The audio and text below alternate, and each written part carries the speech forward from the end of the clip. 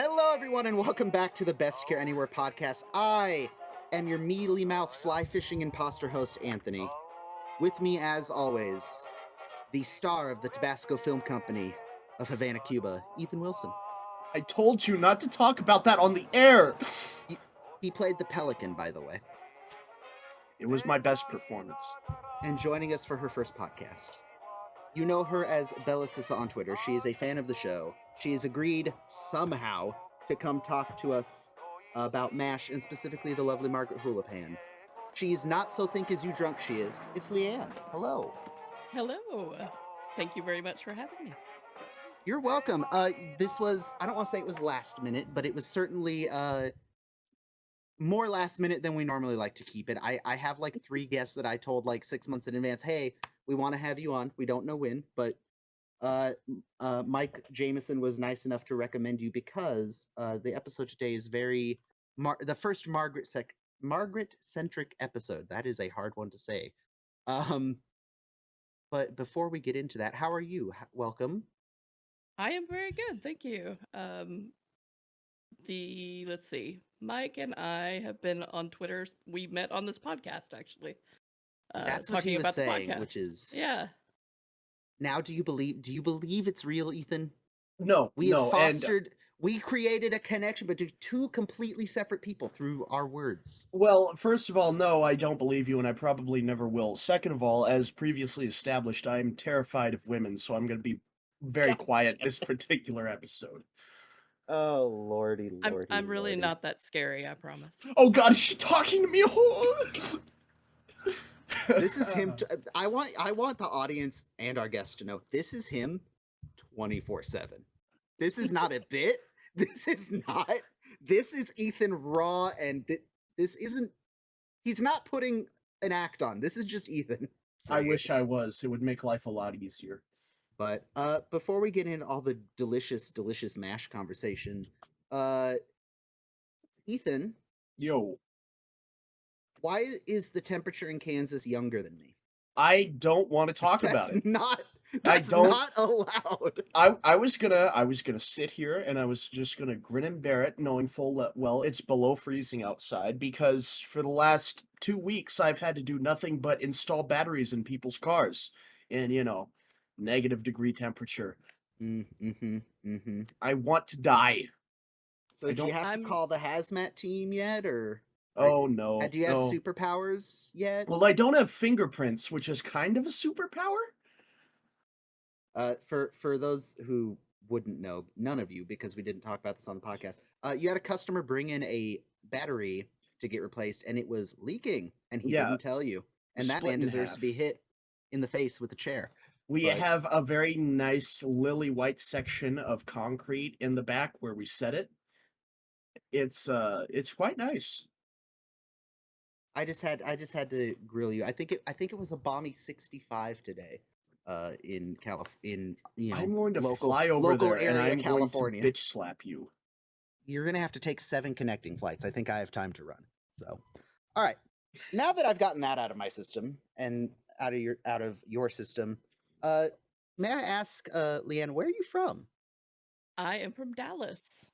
You are from Dallas. Oh, yes, that's right. Dallas. Like that's Dallas right. proper, or an area around Dallas, and it's just easier to say Dallas because nobody knows where it is? I am just north of Dallas, about 20 minutes north of Dallas. That's what I tell people. Yeah. Oh, I'm from I'll say it, I don't care. I'm from Newcastle. Where? Auburn. Where? Sacramento. Oh, where? California. Well, what's funny is people refer to us as Southern Oklahoma because we're right between Dallas and Oklahoma. Oh, no. So, yeah, we're like the North 40, I'm very sorry. I'm very sorry. Because I'm used to it. I was born and raised here, so. Hey, you're sorry. My family is in Oklahoma. I have blood relatives in Oklahoma. Yeah, and I have to deal with you on a daily basis. That's why I'm very sorry. So I will also say sorry to you. I understand that the Cowboys are having a difficult moment. Time recently. Had a difficult moment. They're done now. Okay. But that's okay because, Mike is a Philly a Philadelphia fan, and they're Really? done I too. never knew. So yeah, It's Go he's figure. never mentioned that before. yeah. That's half of our conversations are football. So I feel like every football team's fans are upset at any given moment about something. Either another team or their own team. My dad's a Chargers fan and has not known true happiness for over 20 years. So yeah, Dallas hasn't either. We get very close, and then we fall off the cliff, and it's just we're used to it now. Sounds like a very apt description of my life up to this point, actually. I literally the day after we talked and you had mentioned you were mourning the Cowboys' latest blunder, I saw probably my favorite meme of the football season so far was Bart Simpson in Cowboys gear, everyone pointing at him, say the line, say the line. This year's our year. Yeah. Yes. Yes. I graduated high school in 93, and that was pretty much the last time we had a good Dallas team. Like, that goes far enough into the playoffs to be a valid team. Mm-hmm. That's okay. So, it's been a while. My dad calls me a Raiders fan because I rooted for the Raiders once at a Super Bowl party. I think that might be the last football game I watched all the way through also. And that was 20 years ago now. So, I don't know. Incidentally, the last time the Raiders were actually a good team. Yeah. Yeah. All right. Enough with the niceties. We do have one little bit of previous news conversation to have. We had lots of feedback from the Deal Me Out episode, and it's pretty much unanimous. Captain Sam Pack absolutely should have been the third hanger-on character after Flag and Sydney. Oh, if only we could go back in time. Other than that, no one had any big earth-shattering complaints about Deal Me Out. While we have you here, quick thoughts on Deal Me Out, since it was our I previous love Deal Me episode. Out. I mean, it is one of the iconic MASH episodes. And like others have said, if you're going to introduce someone to MASH and you really want them to get a feel of it, but not pilot episode feel, Deal Me Out is the way to go. Deal Me Out and Chief Surgeon Who are two episodes that I would say are the perfect. It's just silly enough that you can get into it, but it has just enough of like, hey, war, doctor, serious things without it being too. Yeah. It doesn't require a lot of backstory, right? You can watch that episode and kind of understand who is who without having the first season. So and then if someone's like, ooh, I like how silly it was, you show them 5 O'Clock Charlie, you show them Tuttle, you show them Requiem for a Lightweight, and they're like, ooh, the doctors are doing doctor stuff. It's like, okay, sometimes let's move forward. Sometimes you hear the bullet would be the extreme one, but yeah. Right. But yeah, so that's one of my favorites. I've always loved that. Speaking of moving forward, it is time, and I do have to apologize. Someone called us out on Twitter for it, and I'm going to forget who it was.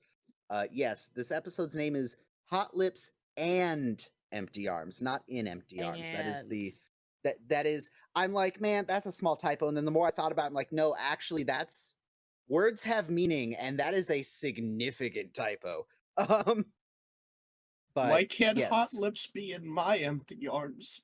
That's. Ethan, you see, that's kind of the point. She has hot lips and she has empty arms, and we're gonna get into it.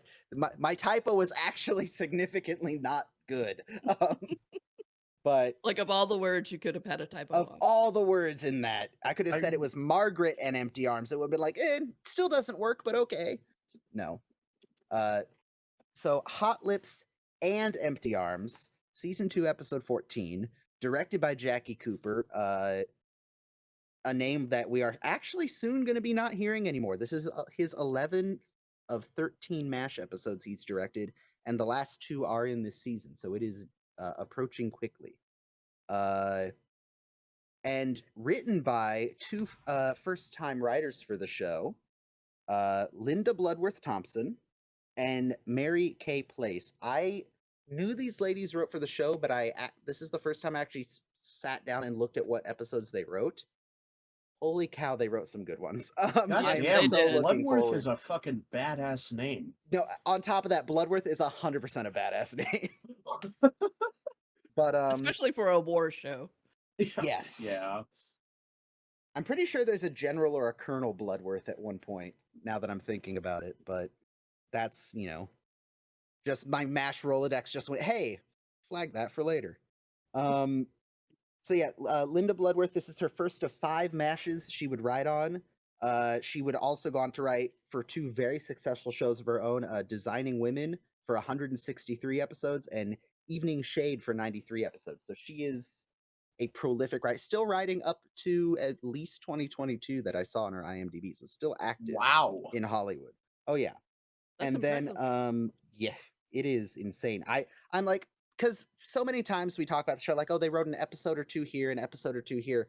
This is I think one of the first writers where like, oh, they wrote like a TV show that went on for almost as long as MASH did, which is insane. She co-wrote this episode with Mary Kay Place. She is both a writer, producer, and actress. She's been in Being John Malkovich in 1999 and 325 episodes of Mary Hartman. And together, these 2 ladies were nominated for this episode of MASH for a Primetime Emmy in Excellent Writing and Comedy. So that should tell you how fondly this episode was looked at. And I forgot to mention it way back when. I don't think it was in my notes, and I, for shame for not saying this, the other MASH writer that got a Emmy nomination for an episode was McLean Stevenson for The Trial of Henry Blake. I completely forgot to mention that. Did he really? Back when he did. He did. Which, unfortunately, I don't believe either of them won their nominations, but still being nominated in and of itself is a big deal. So this episode aired on December the 15th, 1973, so a few weeks before Christmas. Our episode opens with Radar delivering the mail, as he is to do. Nice little, just short intro into the episode. He does kind of sour the attempted date that one of the soldiers is trying to finagle out of a nurse by saying his wife wrote him a letter. So Radar needs to read the room a little bit. Ron and Troy, I think it's Troy is the one with the wife. Mm-hmm. They are in almost all the episodes at some point. They are just background guys. It's Roy Goldman is the man in the Jeep, and Dennis Troy, is Dennis the one Troy. standing next to the pole. I think he goes by Troy. So they're in damn near every episode, but they might have a speaking line once every year. Once a year they get a speaking line. Yeah, that's it. But, and again, slight spoilers for they do get I don't know if they got their money's worth, but they do get a significant speaking part. At least I know Roy does come the end of the series. Yeah, that's true. That's true. But I either read something or saw something that said Ron Goldman doesn't like to talk. He wanted to be on screen, but he didn't want to talk. Like they had to really force him to do it. Yeah, literally the only 2 times I can think of him talking are, I don't know what I'm gonna do, and Private Goldman reporting, sir, when he gets back from Tokyo and he's all broken armed and scuffed up. But other than that, he's just kind of there. You might get a yes sir, yes ma'am every once in a while, but that's about it. Yeah, now that we've pointed him out, Ethan, you're going to realize, oh yeah, these guys are in every episode. Paper mail needs to come back into style so I can just start handing people letters at very inopportune times. At very inopportune moments. Wait, I'm remembering a conversation we had on a previous episode. You basically have done that, but in a slightly creepier way. Did you or did you not admit to mailing random postcards to your former addresses? Oh, well, yeah. I forgot I talked about that. You're like, oh, I forgot I admitted to that really weird thing I do to the internet. I'm not apologizing for that. I think it's hilarious. I think the best part is you add the, like, Civil War general flair to it, but... So, the masses tell me that come the fortnight we shall move settlement again. I am weary, Delilah, for not I know shall I live to see your supple lips once more. Jeez. See, I do this so I have time to skim through to the next part of the episode and not be silent. You're welcome, audience. So we hop into the swamp. Hawkeye got some medical journals from his father, and Frank introduces himself really weirdly in this episode. Frank's first line of the episode is "Yippee!" Yippee! which is always felt weird to me, but okay, Frank. If I was Frank, Frank is weird, so Frank is weird, but also Frank should know well enough that if he's sitting there going through his stocks and Hawkeye and Trapper are occupied and not bothering him, the last thing he should do is very clearly and obviously draw attention to himself. Imagine starting a conversation with yippee and ending it with the finer points of Jim Crow laws. Like, what the actual hell? Yeah, it's Frank. Frank isn't interesting, but Frank is excited because his stocks are rolling in. Stocks that are all essentially legal war profiteering. It's all the arms manufacturers and weapons manufacturers and all that jazz. So hey, Frank's got a program and he's running it, and good for him, I guess. And his neighborhood is not restricted. And his neighborhood is not restricted. What's wrong, Frank? Your neighborhood get unrestricted? Oh no. Frank is an enigma. It was the 50s, man. It was the 50s. Well, it was the 50s and the 70s, so kind of True. a double whammy. Yeah. We see that Radar is delivering the mail to Margaret. She only has gotten one letter. And I really like this little moment between Radar and Margaret because again, a casual viewer will look at it and go, oh, that's sweet, but I am hyper analyzing. And this scene I really like. Radar gives Margaret the letter. He sees that Margaret's a little bummed out at only getting one letter, so Radar kind of hesitates and says, well, you know what I do to get more mail? And he just starts listing off, like, I get paint samples, I get, like, samples of perfume, oregano, which sounds really dumb, but Radar's doing it as a genuine, like, hey, here's, He's trying. Like, he's trying. He's really trying, because up until now, they haven't interacted a whole lot. Yeah. So unless Margaret's yelling at him for something, but he's trying to kind of get in her good graces too. But to Margaret and Loretta's credit, as he's saying that, she's kind of standing there dismissively, and once she kind of gets what he's getting at, the slightest little, not a smile, but kind of that understanding of, oh, you are so innocent and naive. In Texas, maybe not naive. Bless your heart. Literally, it's a little bless your heart. Exactly. Bless your heart. Just like I understand what you're doing and I appreciate it, but no. But no. Yeah. But even that little thing right here at the beginning of the episode is, to me, as a longtime watcher of the show, is like that focus on that's something. There's more going on here. But... Well, because there are really, little known fact, Loretta Swit plays two characters on MASH. She plays Hotlips and she plays Margaret. Yes. And they are two different characters. I am so glad you said this, because that was in my notes of, we need to talk about the Margaret and Hotlips thing, because that is there's a definite divide. Yes. There's an episode later where Margaret breaks it down so well. But that is so far away. But Radar tries to encourage her by his little plan. She kind of, thank you, Corporal, like, I appreciate it, but also, no, I'm not sending out for samples of oregano. Your loss. And honestly, free spices, man. Also, fresh spices in a war zone. Yes, send me all the oregano and paprika, please. That's true. Radar then delivers Henry's mail. Henry is examining what I would guess is a blood sample from the cook. And the cook is not allowed to handle food for the next few days, because every time he goes to town, he comes back with the flu. The flu. I don't know if my air quotations are coming well over the mic for the audio listeners, but the flu. And poor Radar just has no idea. Yeah. This is, of all the episodes for this to be the first episode it happens, I kind of love it. Henry gets a package, the first package from this reputable establishment. He gets a reel of film from the Tabasco Film Company. I almost said of Storm Lake, Iowa, and that's not where that's from. The Although Tabasco it Film fits for Company. some reason. It almost fits. The Tabasco Film Company of Havana, Cuba, and he gets very excited. And after Radar leaves, he begins looking at it through the microscope.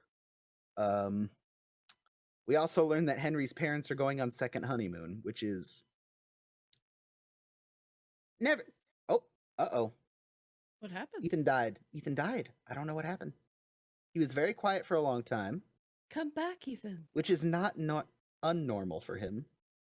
Yes. So, hi, we're back now. I don't know what just happened. Sorry, friends. Ethan's father apparently tripped over the router, which haven't we all? So yes, Henry has. I'm just so thrown off. Like, yeah, we're just back into it now. Yep. Let's go. So yes, Henry has gotten a film reel from the Tabasco Film Company, and he is learning that his parents are on second honeymoon, which is not a joke I really understood till I became an adult, and my parents remarried each other after being divorced for 5 years, and I'm like, huh. Yeah, no, we don't need another sibling. We're good. No. No sibling. I already have 2. But I'm all the sibling you need. oh no. We go back to Frank and we learn that his stocks are doing very well. Engel Chemicals is at 47.5 thanks to napalm, which is an insane sentence to be excited about. Although he did buy it for 39, so in all fairness, Frank's not dumb, he's just irritating. Like, hey, you saw an opportunity and you took it. I just really hate you for it. Like, come on, Frank, you can do better. You're clearly intelligent. Well, I'm not sure I'd go that far. But he was savvy and he was savvy enough to at least look at that and go, I see an opportunity here. He is savvy in certain realms, just not the worst sense. ones. They're the worst realms. Yeah. I don't care what he's savvy in, just so long as I get to say savvy. I love that word. What are we talking about? I am so glad you're easily entertained, Ethan. Yeah, you sound like my shrink. Casualties are incoming. The gang in the swamp head out to do the work. And as I think, I did. It's such a short little scene. Did I go right over it? Yeah, I think with Margaret. My skimming, like, it's so brief that my little slider at the bottom just can't quite stop on it correctly. Well, and it's a strange little interlude because it's between 2 scenes of Henry looking at the film. Okay, that's why I can never find it, because it's between Henry, which is a weird place to put it. You think you'd put it between Henry and the swamp, or the swamp and the casualties. But hey, what am I going to do? So yes, that's why I skimmed right over it, because I went Henry to Henry. So in the midst of all that, we see Margaret reading her letter, looking at the photo that was with it. And in our experience with Margaret, as far as this podcast is concerned, I would say this is a look that we have never seen on Margaret's face before. I agree. Concern and I don't know if sadness is the right word, but maybe like slightly forlorn. Yeah, that's melancholy. The word I was thinking. Ooh, I read it. She looks a little forlorn, and then right at the end, right before we cut out of the scene, pardon me, she gets a "fuck this" look on her face. Yeah, and then goes on. So I'm really glad we could sandwich that very touching, very well acted scene between 2 parts of Henry using a microscope to look at ordered in mail order Cuban porn. I just think that is the kind of... Why do you keep coming back to it? Cinematography. Because I was the Pelican, and it was my finest performance, and I should have gotten an Oscar for it. But whatever the porn equivalent of the Oscar is. So before we dive deep into the rest of this episode, since this is a turning point, I want to ask Ethan specifically, since Oh he is God. the first time viewer. No, it's not complicated. Oh, thank God. Up Whew. before you saw this episode, I would like you just to give me your thoughts up to this point on Major Houlihan. What were your feelings about her leading up to this episode? That's a difficult question to answer. Because up until now, she hasn't really been allowed to shine. Like, they haven't really let her as a character stretch her legs, you know? Mm-hmm. She has definitely had some very valuable moments, very well remembered moments, but most of the time, it just feels like she's been overshadowed by other plots, Mm-hmm. if that makes sense. No, it does. So And I was really, looking forward to kind of seeing Loretta Swit really, I don't know, stretch her legs, if you will. mm-hmm. Interesting. Okay. I'm going to pose the same question to the avid MASH fan and admitted fan of Margaret. Leigh Ann, your thoughts on Margaret up to this point? Until now, like, if I was going to go back and just watch it for the first time, she would feel almost like not a main character. Yeah. She's kind Yeah. of a little side. I hate to say it, she's a side piece. She's I- of a main character. And she's just very one-dimensional. You get the extreme military, but well, quite frankly, she's horny as hell. But that's about all you get out of Margaret in season 1 and Mhm. early season 2. And this is really the first time we get to see her do something other than that. Yeah, I think the only other time before this I think we spoke about Margaret at length was back in season 1 during the other episode Mike was on, Sticky Wicket, when Sticky Wicket, yeah. she has a little bit of a more serious moment as a nurse, not just Major Houlihan, but as a nurse, because she was the one who assisted Hawkeye with his patient that went south. And we see her we've seen her butt heads with Hawkeye, but there was a moment where it's like, hey, all that over here now, I've been thinking about this patient too. Like, there's a moment of like, oh snap, Margaret isn't just Major Houlihan. She's having like Right. Nurse Margaret moment right now. Which Yeah, but even up until that point, because that is, as you say, a really well done scene and a really good episode, but that was still just kind of an aside. it was an aside to the Hawkeye plot, not Yeah, her own thing. Yeah, exactly. Yeah. for sure. And I'm realizing now we neglected to ask you a very important question. I think it would be poignant since you're a fan of Margaret.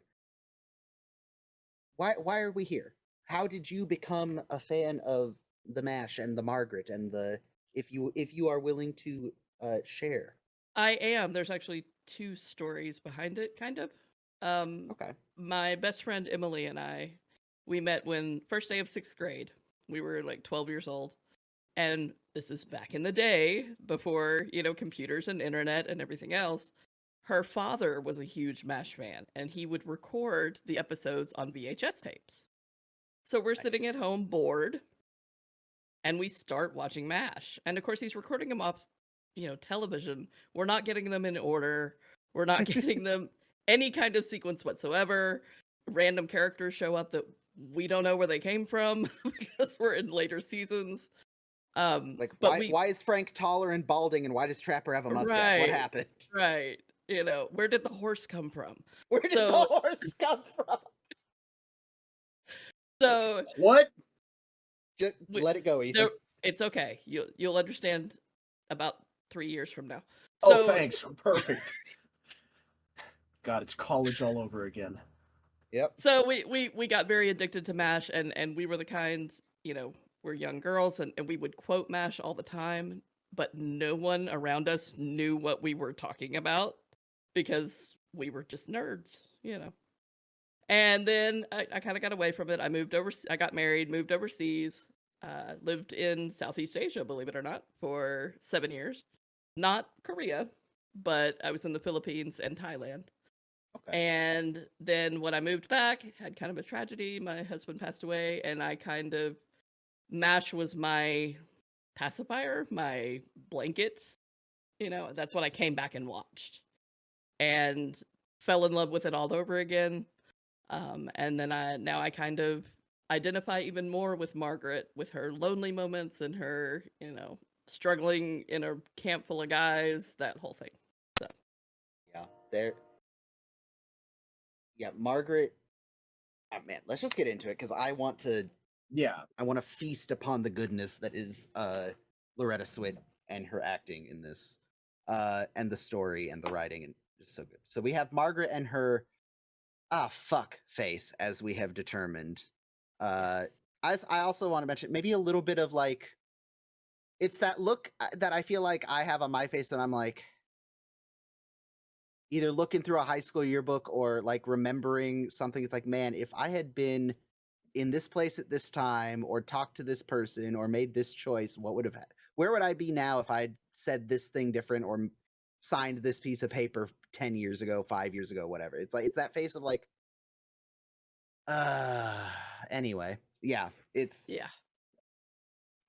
that face is very specific to a very specific emotion. I don't know how quite to word it, but at the same time, I completely understand what Margaret's going through in that moment. Probably the weirdest, most insane thing of this episode. Hawkeye and Frank are cooperating and working on a patient together, and I do not think in the entirety of this scene, one of them snipes at the other until Frank feels like he needs to chastise them for poking fun at Margaret. Before that, though, Frank is being weirdly helpful and really knowledgeable, weirdly like competent, and I don't know how I feel about it. Yeah, it's very out of character. Yeah, It is. I will say in the OR scene, it's unusual for us to see two surgeons at a table. It is unusual. And it's very close up. Like normally we see it from a little further back and we kind of see the room, but in this particular scene we're very zoomed in to the three of them. Yeah. It's just not a way we normally see it with those guys. Yeah, it is a weird, but at the same time, I think I don't know why the camera's so zoomed in, but I think I know why, from a writing standpoint, Hawkeye and Frank are sniping at each other and there's not as much OR banter, is because that's not the focus of the scene. It's your focus should be on Margaret, and I'm glad they made the writing decision to have, respectfully, Alan Alda shut his damn mouth for 5 seconds. I mean that I love Hawkeye and Alan Alda, but this is a scene where it calls for, hey, less Hawkeye, more Margaret, or more other things going on. And I'm also glad that very unusual. Also super unusual, but I'm glad that decision made, like, hey, while surgery's happening, we need to be watching the body language and the lines that Margaret is having, because she is telegraphing her emotions, whether she knows it or not. But Margaret, since we're talking about her, she is very on edge. She's calling out Hawkeye for making passes at a nurse, which isn't uncommon, but she is also seemingly unnecessarily rough on the nurses in this session. She's calling out someone for not having an accurate sponge count. She's calling out, in this episode, it's Nurse Yamato, not Nakahara, but Nurse Kelly gets her first lines of the show, which I believe are "I'm sorry, Major," which, you got to start somewhere. You got to start somewhere. Love Nurse Kelly, though. You she's are gonna favorites. Ethan. I'm willing to bet $10 that by the end of the show, Nurse Kelly will be your crush. You will come to love Nurse Kelly. I'll take that action. But you can't take the action because you can just say, yeah, no, and then I lose $10. That's not how this works. Okay, but hold on, because as previously That'd be established, like letting the horse I'm bet terrified on itself. of women. So I don't know. Nurse Kelly isn't scary. I'll give you really be terrified of her. I'll give you 4 to 1 odds. Although Ethan would say some dumb crap that would absolutely incur the ire of Nurse Kelly. How dare you? How dare you be correct? Watch, I'm gonna make Ethan really angry. Wait till season 11. Yeah. Oh, thanks. Yeah. So Margaret kind of gets fed up with everything going wrong. She says, the next nurse that's out of line, I'm putting on report. Uh, Hawkeye is making jokes that they're gonna get married, and she's like, "Wait, what? No, what?" It throws her off a bit. Margaret is a bull in a china shop right now. I need a So gif of the look on Margaret's face after the blood gets knocked over and she just looks up and you can just feel the anger in the her eyes. palpable rage. Yep. And I love when Margaret kind of stomps her feet, like, "Ugh," and then Hawkeye just copies her just to piss her off more. Yeah. Yeah, I love that. So, post surgery, Frank goes and okay, Oh, poor Frank. poor Frank, but also weirdly emotionally intelligent Frank. Person I care about is clearly upset. Let me go try to console him. Like, Frank, you're not. Stop being emotionally intelligent right now. I need you to not. This is not in character for you. But at the same time, God, I love Larry Linville so much. Frank goes to console Margaret with ulterior motive in mind, I'm sure. Tries weirdly to comfort her, but also simultaneously does it in the most Frank Burns way where it's not helpful at all. Like, Yeah. He just doesn't get it. he's trying absolutely doesn't get it. so hard, and I love him for that. But he Yeah. really isn't connecting all the dots. He is not great at reading context clues. No. So Yeah, but thanks to Frank's prodding, we get to learn what Margaret is frustrated about. And the issue is with one Trisha Spalding. This is a nurse that Margaret was in training with. And Trisha, ended up dating and later marrying a doctor that she had turned down. And now she has 2 kids, a car, a house that's worth $45,000. I would literally kill anyone you wanted for a house that was worth $45,000. But hey, And moving on. I love the way she says it. 45? 45? Boy, And Frank's looking at the picture and he's just like, 45. But this is the crux of where Margaret is having this realization, kind of like I said earlier, of what if I made that other decision? Would I be stuck in this camp right now? I could, be an army nurse at a base hospital in the States somewhere with a doctor husband, 2 kids, the life, the dream, the white picket fence, the whole thing.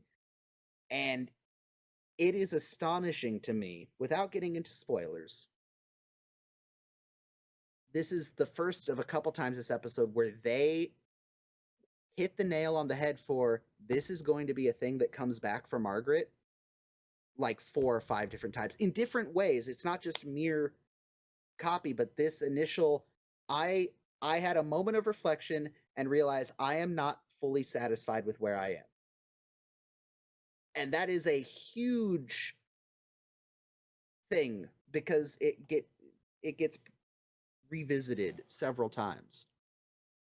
But I don't know. Thoughts from the two of you as far as this revelation of what is frustrating Mark?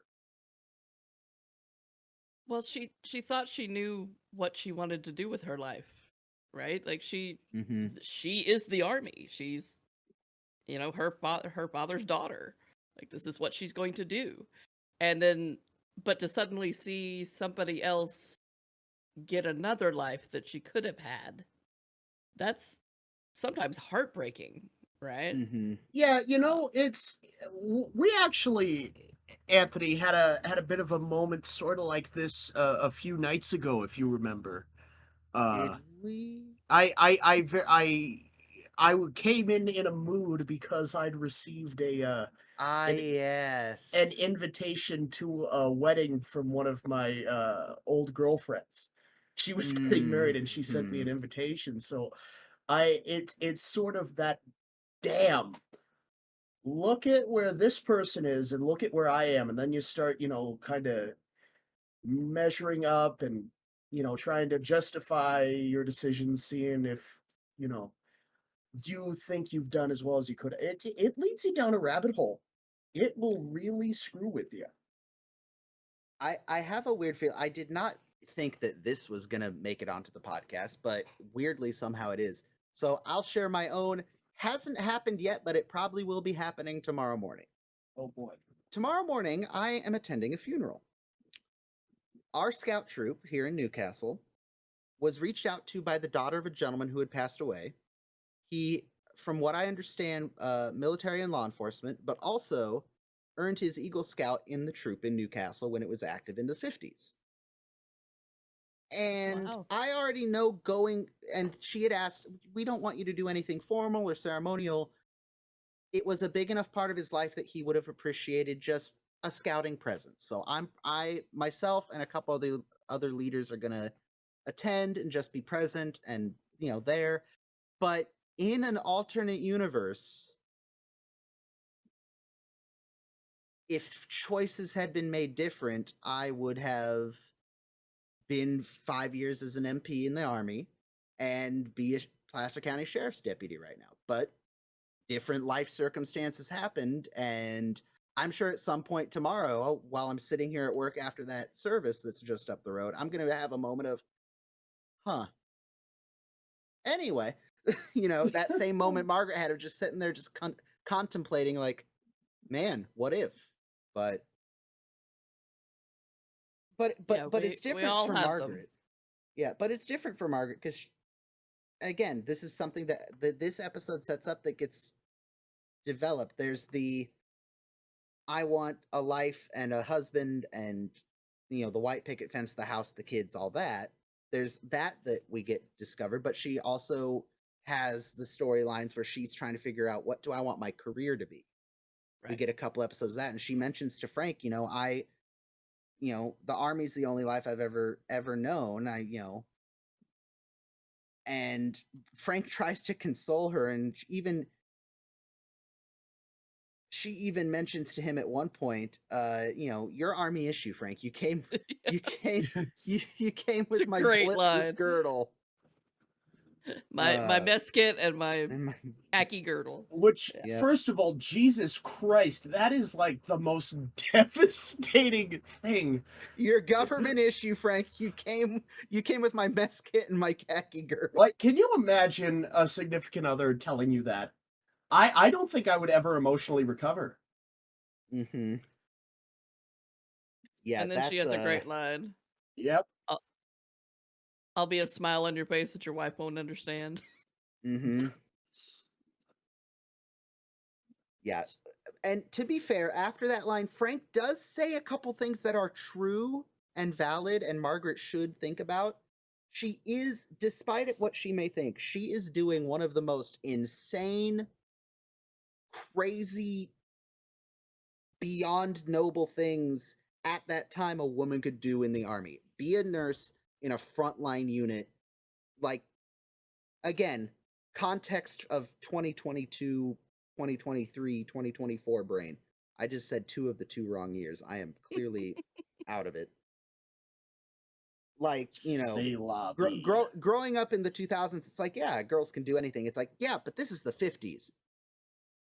The fact 50s that and the Margaret 70s, no less. The 50s and the 70s. The fact that Margaret is a major in the Army, a nurse in command, that is an achievement that she needs to recognize. And again, future episodes, she's like, oh, woe is me, I'm here, no one respects me. But it's like, Margaret, you're focusing on the now. How did you get here, girl? Like, you are freaking incredible based on the circumstances. And if you look back at the history of nursing, in the US military, that didn't really start until World War II, as far as the Mhm. women being not at the front at that point, but fairly close to the fighting. That didn't Mhm. really happen until World War II. This is the first war police action where the nurses are right there. Yeah. They're right at the front line. And so the Army didn't really know how to handle them yet. Mhm. and the women certainly didn't. So Yeah. it's really the One timing. of the people I know in my real life reminds me a lot of Margaret Houlihan, and that is a naval admiral by the name of Bonnie Potter.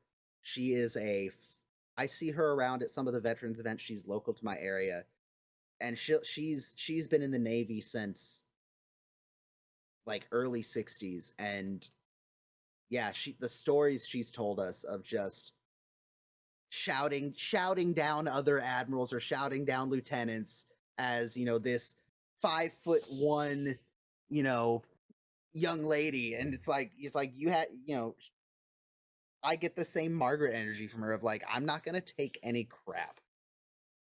And that's what Margaret ends up coming to is, I'm number one now, me, Margaret Houlihan, and I deserve better than you, mister.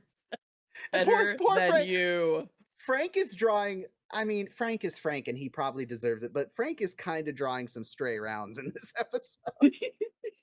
Yeah.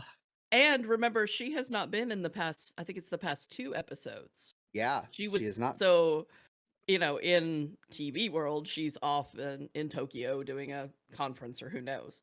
But we haven't seen her. So she's gone from Hotlips to this. Mm-hmm. Like there's no in between. So yeah, it was, which makes sense a little bit because she was having a normal day till that letter showed up, and it triggered this again. I think I said before the show I was watching a specific episode, and as one of the characters in that episode says, all it takes is one little thing to unearth stuff that you are not aware that's going on in your brain. Right. This is probably something she subconsciously thought about, and this letter just finally brought it to the surface. But speaking of people catching strays, poor Radar. Oh, poor Radar. Poor cigar smoking, scotch drinking Radar, which is a rarity going forward. Maybe Margaret scared the sobriety into him. Who knows? Yeah, I think this is the last time we see him really do this, right? I can't think going forward other than when it's introduced to him for the first time smoking and drinking, but before we get to Radar, I just saw in my notes that I looked down at for the first time in half an hour.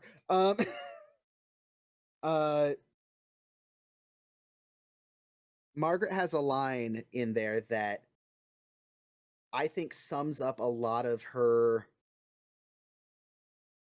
I don't want to say sums up, but it is a kind of a mantra that I think a lot of her future storylines draw from.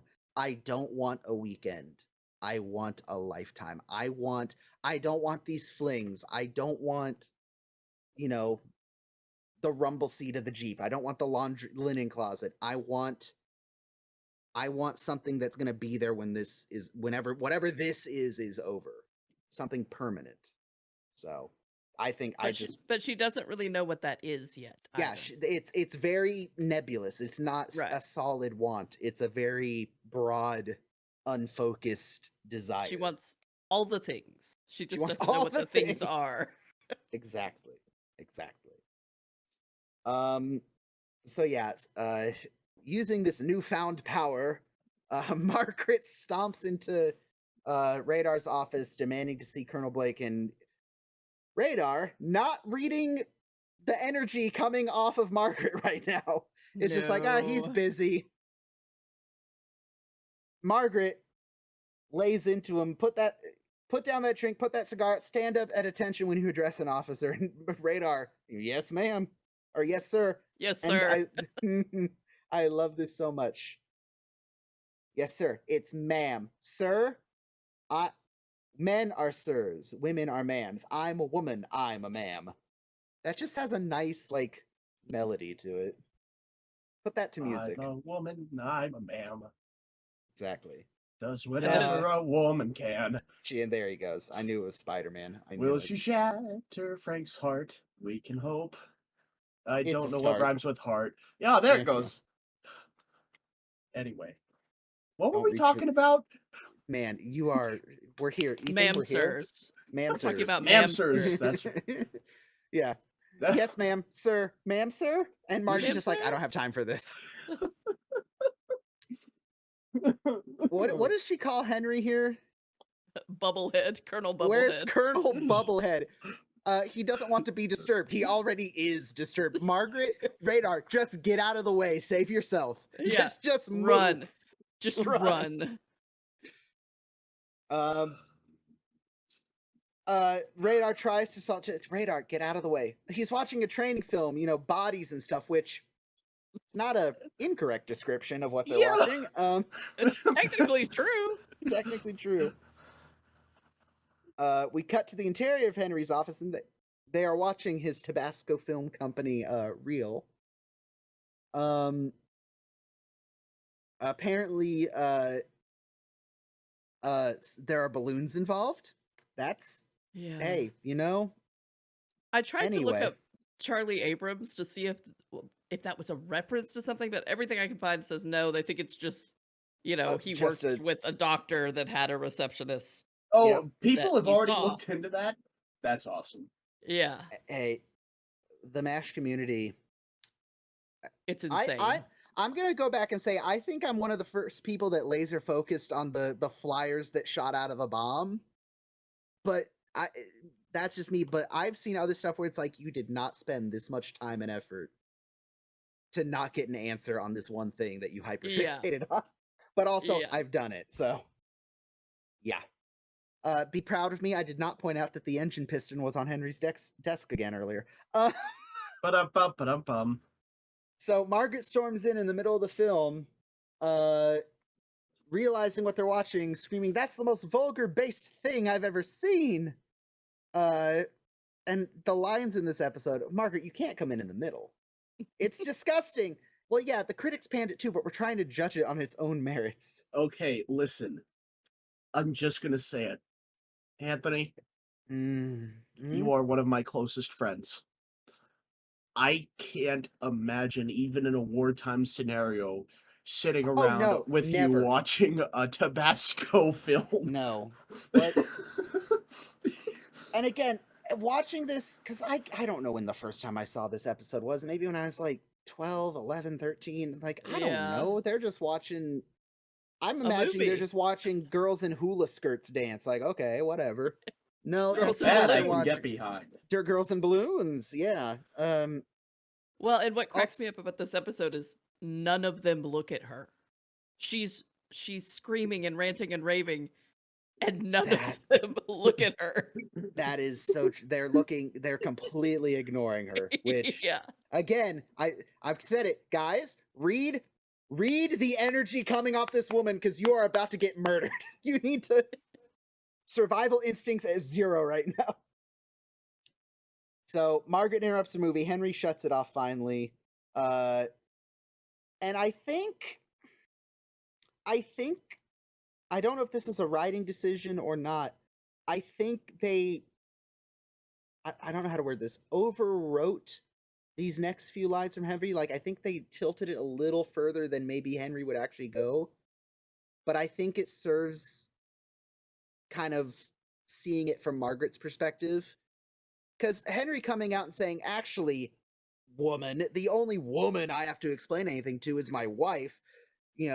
I think I don't know if that's accurate to Henry's character, but I appreciate it in the sense that they kind of dumb down and make Henry, Trapper, and Hawkeye look a little worse in this scene than they maybe normally would, and I think that helps kind of justify, like, yeah, Margaret's pissed. She's not happy. Maybe Yeah, not and I think- necessarily at them, but she's not happy with this whole situation. Well, I think Henry's reaction is partially, how dare you walk in while we're watching a stag film? Like, Yeah, let me Ooh, that's explain a to you good term. why I don't have to explain it to you. yeah. But props to Margaret. She's not having any of this. Like, that. Stop, Henry. You're dumb. And Trapper and Hawkeye try to alleviate things and Hawkeye has a point, like, hey, we're watching a stag film. Meanwhile, there's barely not children anymore, getting like obliterated like a mile and a half away. Can we like put some things into perspective real quick, and Margaret is, again, she's coming in full force. She wants a transfer. They say that Hawkeye and Trapper top of her list. Why? They finished first and second. They've totally destroyed her authority with the nursing staff. They have made a mockery of her majority. That's a great line. Yep. They've made a mockery of my majority. Well, what do you know? We're major mockers. Major mockers. Major mockers. Major mockers. And Henry, and here's the sad thing about Henry's next line. I've seen people do this, and it is one of the biggest grit my teeth moments. Whether I'm an observer, whether I'm in Margaret's shoes, Trapper's shoes, just a third party observer, I hate watching someone who clearly doesn't care, is flippant about their leadership, and then when they get called out on it, they try to, well, actually, you should do this. And like, no, you can't choose now to try to. That's my one gripe really hard on Henry in this scene is he's getting berated by Margaret, and he thinks just saying, oh, I'm going to give an order to Captain Pierce now, and it'll fix everything. No, Henry, this is a systemic problem, and you are kind of to blame for it in a sense. And because, Pierce and Trapper take orders so well, we know how it would work out anyway. Yeah. But Well, Yeah, I and- know a thing or two about systemic problems being the cause of many myself, and Yes. I forgot where I was going with that. I think I just wanted to say that line. Yeah. Continue. And so, yeah, Henry tries to give an order in some sort of authoritative voice. And you can even tell by the way McLean Stevenson delivers it. It's very like, settle down, Pierce. Like, he's trying to peacock a little bit. yeah, And he's Margaret bowing calls up. him, Margaret calls him out on it right away, like, an order. You're nothing but a mealy-mouthed fly-fishing imposter. Margaret. I You do told not you need it to was tear pronounced these- mealy. You do not need to strip these men down to like their core character flaws. This is just harsh. man, Frank, Henry, and Radar are just in the gun sights. Hell hath But- no fury. Hell hath no fury, like a woman scorned. Exactly. And that's another theme that will come out very Yeah. often with Margaret. Yeah. God, I hope so. Henry once again tries to play, and we've seen this in other episodes. Like, you know what? You bring up a very good point. Pierce and Trapper, I want you to straighten up a flyer, and Margaret's not having it. I am not looking for a truce with these shower tent peekers. Like, go, Margaret, go! Go, Margaret, go! And a lovely throwback to the movie. Yeah. Yes, actually. You peek into one shower and you're labeled for life. Yes, as you should be. Oh, I'm sorry. I thought this was a safe space. No. So, as far as I'm concerned, Margaret's reasonings for wanting a transfer are justified, but I think she's acting on. She's going off half-cocked. She's reacting to Yeah. something she's upset about. She's not sitting down and thinking, okay, I'm unhappy. What? Again, we should call Sydney. Sydney needs to talk to Margaret right now. Yeah. We very much need Dr. Friedman. Because It's yeah. almost like a fight or flight response. She is bingo. in flight. She is out. Yeah, she's like, this isn't good for Amy anymore. Move on to go to something else. Yeah, That'll gotta be go. per good. Gotta go. With, again, like you said earlier, no real goal in mind. Just, I know I need to get away from here. This is the problem. Right. It's like, yes, but also other things.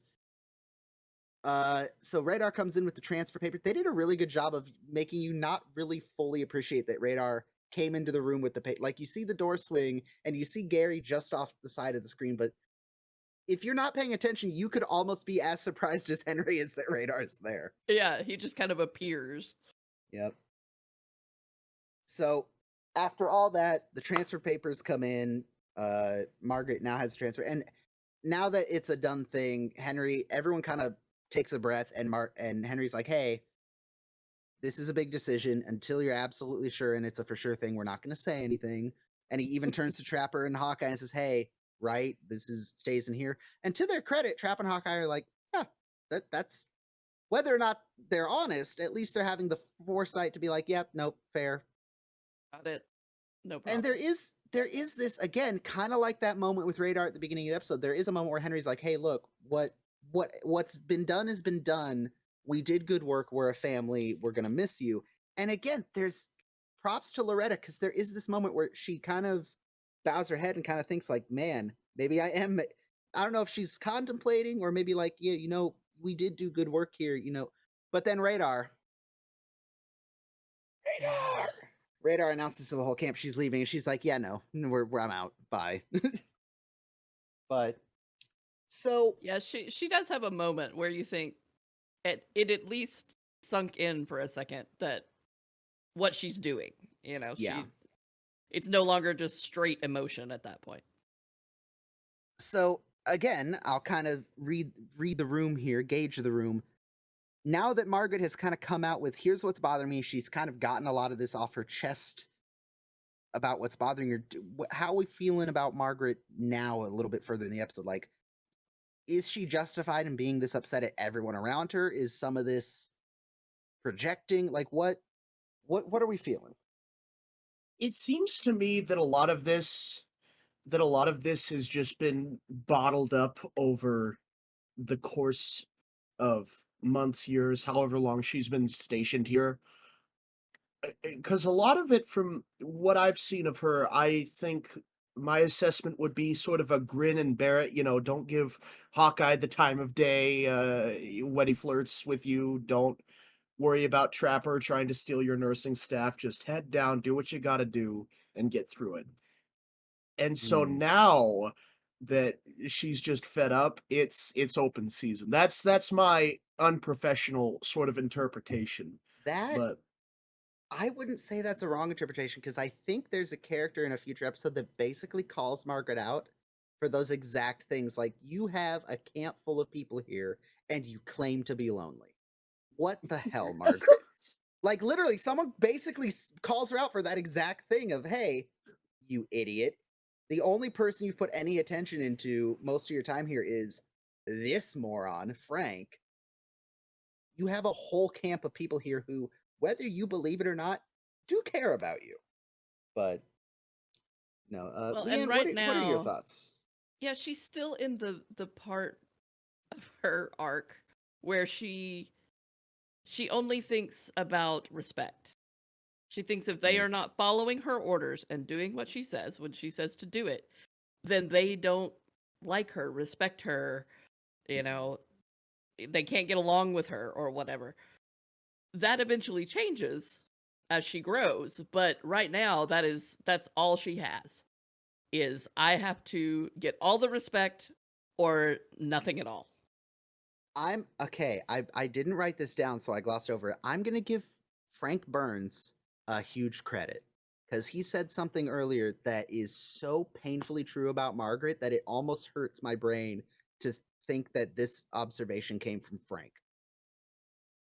He starts with a very dumb line. It's only the people who know you that don't respect you, but that's because you keep all your goodness bottled up inside. Holy goddamn shit, Frank. Did you learn something from Sydney when he was in camp?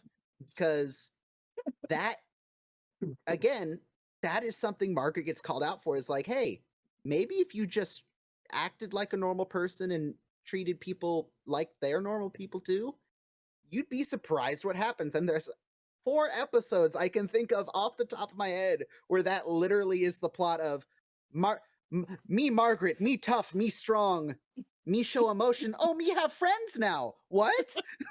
That's Well, and literally the plot of also 4 or 5 episodes.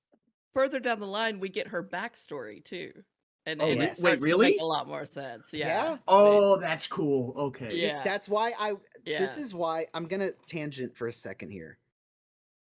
Ethan, this is why I was so, up until a week ago, so like rubbing my temples like, man, I want, because look, I'm just gonna come out and say it. I said it on a previous episode too. Ethan and I are two young dudes. I love Margaret, but I knew when I wanted to start this podcast, like, I want to find ladies who also love MASH and who also know Margaret well enough to speak on some of the things that I clearly Margaret's upset because she's upset, but I knew that Margaret was one of those characters that Loretta and Linda, and I'm gonna forget the other nice lady's name because my brain can only handle so much. Linda and Mary, the writers, those three did so much work to get Hotlips to Margaret that I know that I could not have done it justice. So, side note, thank you again, Leigh Ann, for being here because You're it very helps. welcome. It really does. Yes.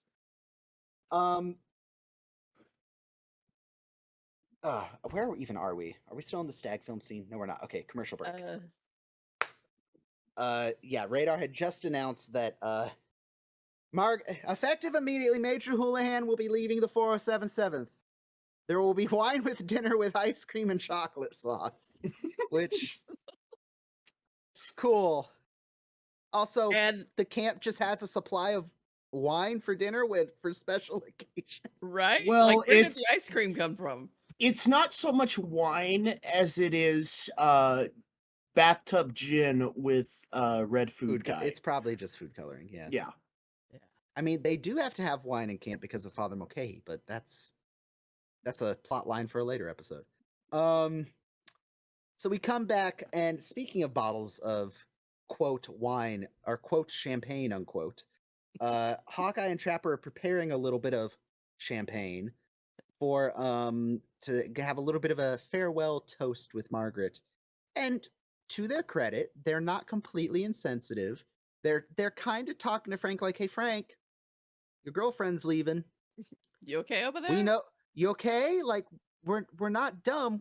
Everyone knows that you and Margaret. Do you want to?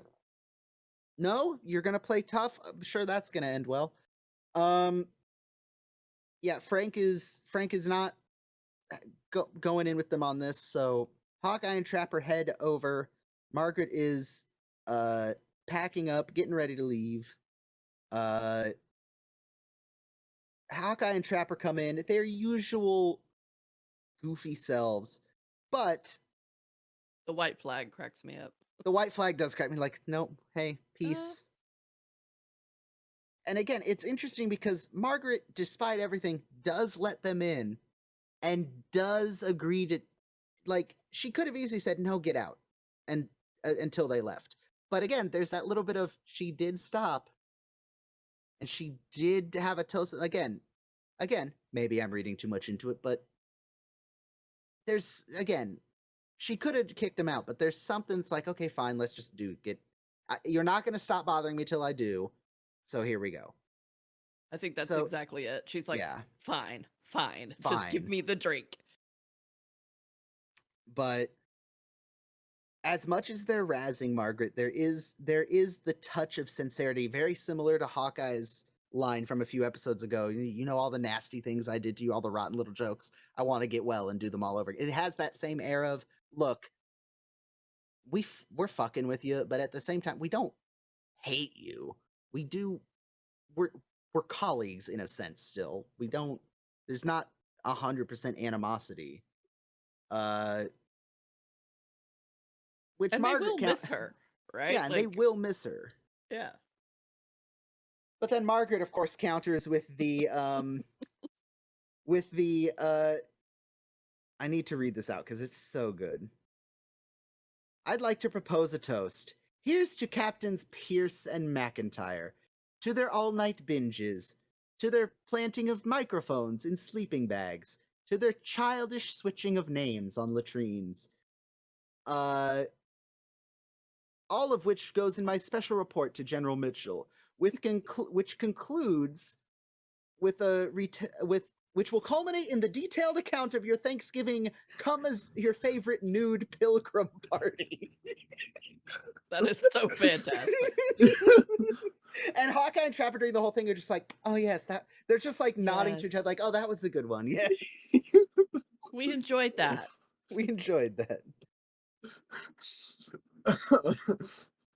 I just want to know what the secret nurse ceremony is and how I get involved.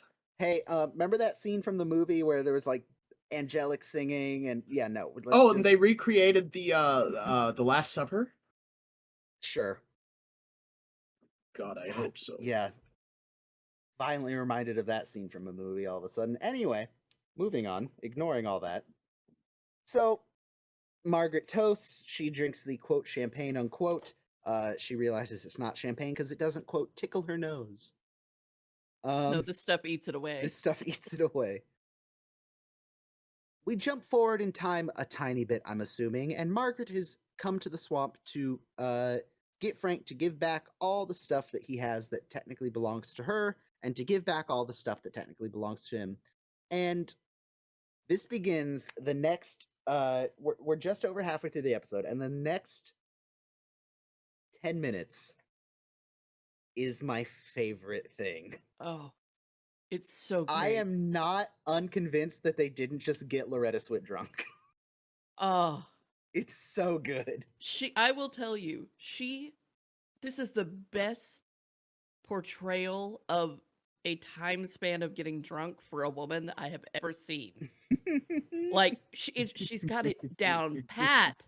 You go from just, her eyes are just a little soft to she starts nitpicking on Frank here.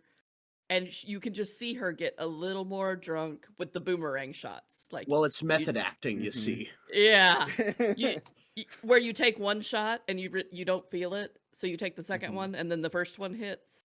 It's a boomerang. Yeah. So, yep.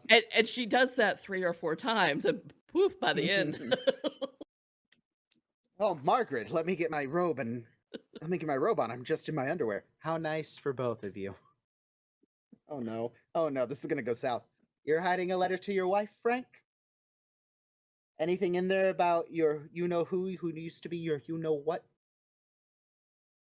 The thing she returns to Frank, I also love. Here are your things, Frank.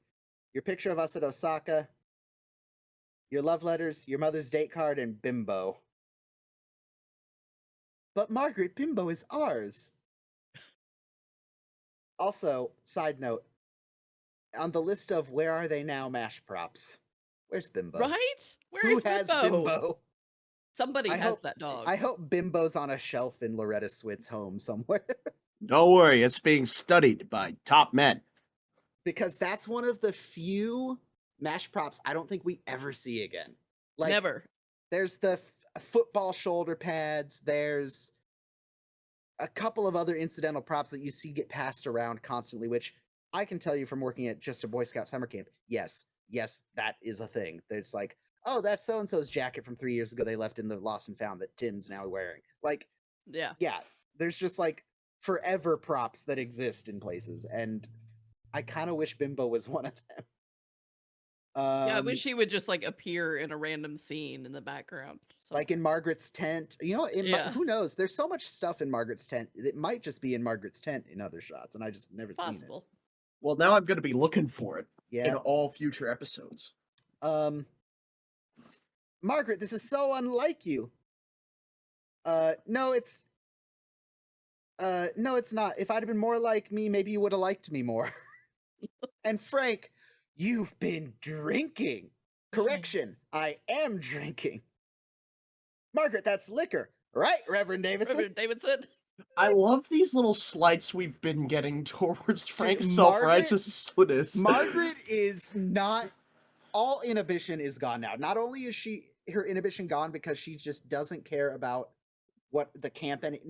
doesn't care about the camp, but she doesn't care about the perception of, it's Margaret first now. I'm gonna tell it like it is. I'm gonna say what I want because it's me. I need to get this out and tell people, hey, I am. But now you've added alcohol to that, and it is, yes. She's a great drunk. I'm just. She is she's fabulous drunk. Margaret is probably Margaret and Colonel Potter might be my 2 favorite drunks of the whole show. Henry's up there. I'm not going to discount McLean Stevenson. Oh, you forgot your driver, but But I think Margaret is part up of what there. it is, you expect Henry to be drunk. You don't expect Margaret to Yes. be drunk, right? Yeah. For Margaret, it is a very not normal thing. Oh, what becomes me, Frank? Hanging around delousing tents? Meeting this- in laundry trucks. Meeting in laundry trucks. I love how she gets serious for a second, and I never knew I wanted a thing until Margaret said it aloud. Frank, I believe you have my leather-bound copy of the Army Officer's Guide. Because of course Margaret has a leather-bound copy of And if you listen to her, that's her first slur. She says a Mm-hmm. leather-bound copy Mm-hmm. instead of a leather-bound. So again, it's just a little tiny thing that shows you she's getting more and more inebriated. Mike, you have my leather-bound guide of our Army Officer's Guide, my cuticle scissors, and my Doris Day scrapbook. I want them back. And Margaret, again, inhibition gone. She just nails into Frank so good here. This is a horrible way for two friends to part, Margaret. Two friends? What are you doing? Rehearsing a letter to your wife home? Darling, did I mention my friend Major Houlihan has been transferred? You would have liked him. Swell guy. And Frank just nervously leans over, flips the paper. Like, oh, so good.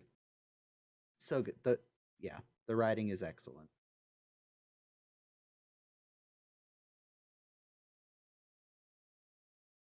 I clicked in the wrong spot and now I'm at the beginning of the episode again. Do. You where want I to be about Yeah, there we go. 1635. I spotted Bimbo. Yeah.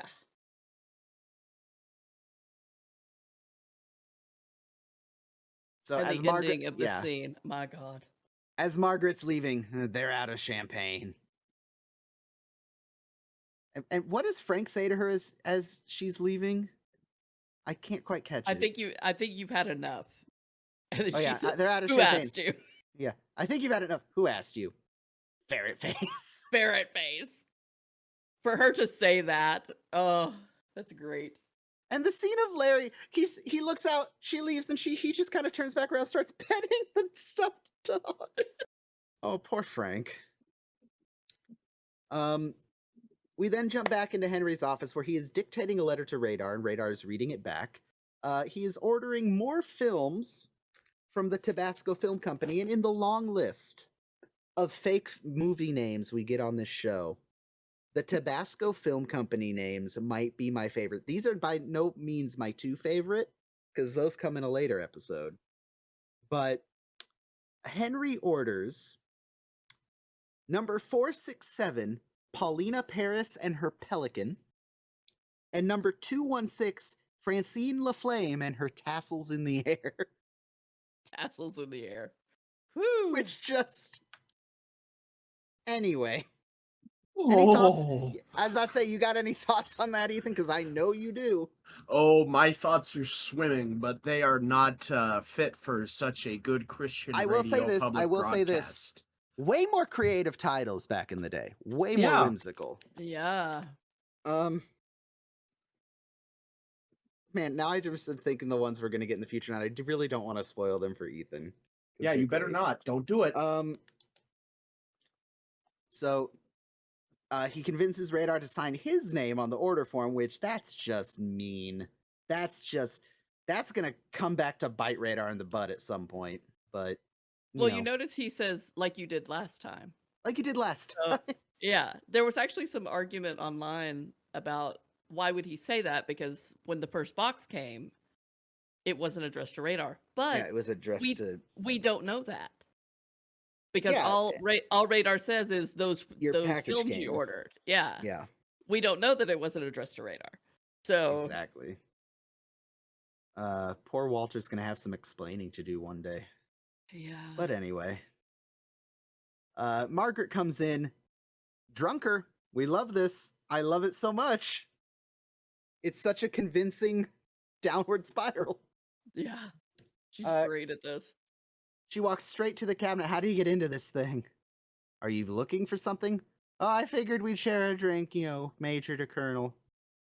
And Henry, looks like you've already been dipping your bill. Despite that, pours her a drink anyway. Are you sure you won't reconsider? No, I've thought it over and I definitely would like another drink. Just for an episode where Margaret gets the backstory, I also was not expecting half of it to be her stumbling around drunk, which is, again, Yes. chef's kiss all around. And what's funny is the other characters, they want to feed into it because this is not a way that they normally see Margaret. And they're like, oh, let's see where this goes. Yeah. So he just keeps pouring, Yeah, he pours her a scotch and water, he tries to convince her, hey, I think you're thinking about this too rash. And again, the drunks and children being the most honest people on the planet, she does let slip some of her inner thoughts of, hey, I grew up in the army, and we get a much more sober and concise Margaret saying this later. I grew up in the army, I need its discipline, I need its order. And Henry kind of acknowledges that, and then she says a line that people love to nitpick. She looks at Henry and goes, you look just like my father before he died. Yeah. I'm going to chalk that up to Margaret being drunk, because we will learn in the future her father is most definitely not dead. Margaret killed her father. No. Not yet. Not yet. Henry has a funny line here. This outfit may be a bit of a booby hatch. I had to go look that up. It actually means like psychiatric ward, basically. A booby hatch. Yeah.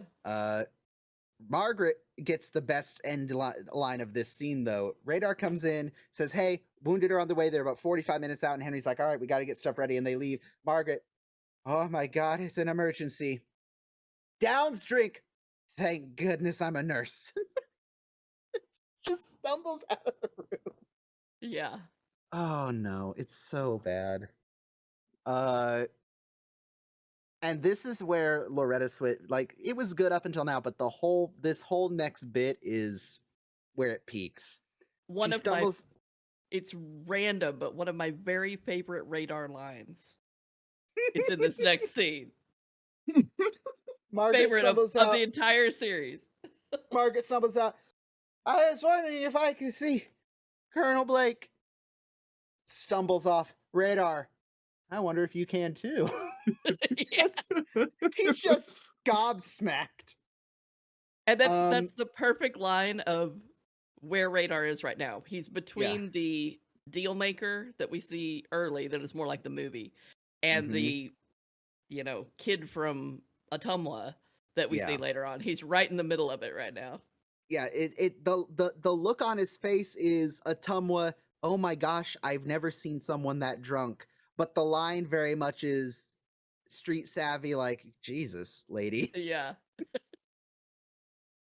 She stumbles into Henry while he's informing Trapper and Hawkeye of what's coming, casualty-wise.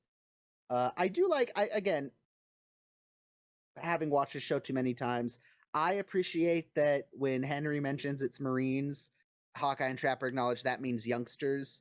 And that always makes me think of Wendell, Walter, Opie, whatever his name was, in Sometimes Hear the Boat. Like, oh, I don't know if that was intentional, but I like it. I either way. Margaret stumbles in.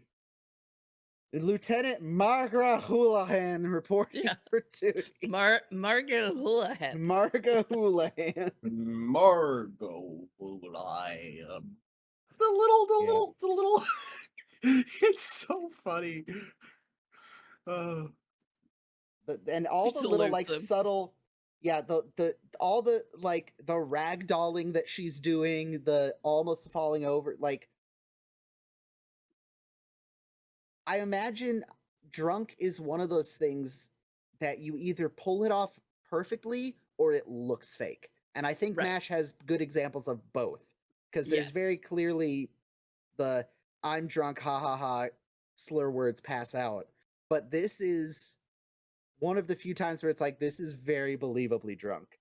Yeah, we have some characters that they take, one shot and they're on the floor. But you can see the progress over time of her drinking. Mm-hmm. Quite possibly my favorite interaction of the whole episode, which is hard to say. Where are the casualties, sir? Hold your horses, they're not even here yet. Well, let's go get them, sir. I'll drive. And it's just, she's so gone. And Hawkeye and Trapper are rightfully busting a gut. I don't know how she kept a straight face or how many takes this So took. it had to have taken. I'm not convinced. Again, there's no ad-libbing on MASH. I am convinced Henry's laugh in a minute is 100% not scripted.